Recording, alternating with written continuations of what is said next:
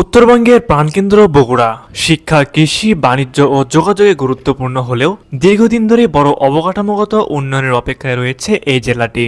ত্রয়োদশ জাতীয় সংসদ নির্বাচনে বগুড়ার ছেলে তারেক রহমান প্রধানমন্ত্রী হওয়ার পর নতুন করে আলোচনা এসেছে জেলার 3টি মেগা উন্নয়ন পরিকল্পনা, যা বাস্তবায়িত হলে বদলে যেতে পারে বগুড়ার অর্থনীতি, যোগাযোগ ও নগর জীবনের পুরো চিত্র।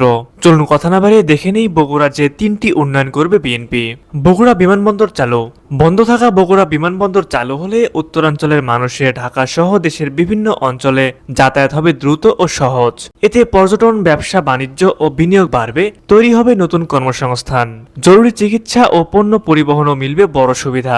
বগুড়া সিটি কর্পোরেশন বাস্তবায়ন। বগুড়া পৌরসভা সিটি কর্পোরেশনে উন্নীত হলে আধুনিক নগর পরিকল্পনা বাস্তবায়নের সুযোগ তৈরি হবে। প্রশস্ত সড়ক, উন্নত পানি ও পয়ঃনিষ্কাশন ব্যবস্থা, বর্জ্য ব্যবস্থাপনা, স্মার্ট সেবা ও নতুন শিল্প বাণিজ্য কেন্দ্র গড়ে উঠবে। এতে বগুড়া উত্তরবঙ্গের একটি আধুনিক ও বাসযোগ্য মহানগরে রূপ নেবে। বগুড়া সিরাজগঞ্জ রেল লাইন চালু। নতুন এই রেল লাইন চালু হলে ঢাকার সঙ্গে দূরত্ব ও যাতায়াতের সময় উল্লেখযোগ্যভাবে কমবে। কৃষি ও শিল্প পণ্য দ্রুত পরিবহন সম্ভব হবে, সড়কপথের চাপ কমবে এবং আধুনিক অর্থনীতি আরও গতিশীল হবে। সুপ্রিয় দর্শক, সব মিলিয়ে এই 3 মেগা উন্নয়ন বাস্তবায়িত হলে বগুড়া শুধু উত্তরবঙ্গ নয়, পুরো দেশের অন্যতম গুরুত্বপূর্ণ যোগাযোগ ও অর্থনৈতিক কেন্দ্রে পরিণত হবে।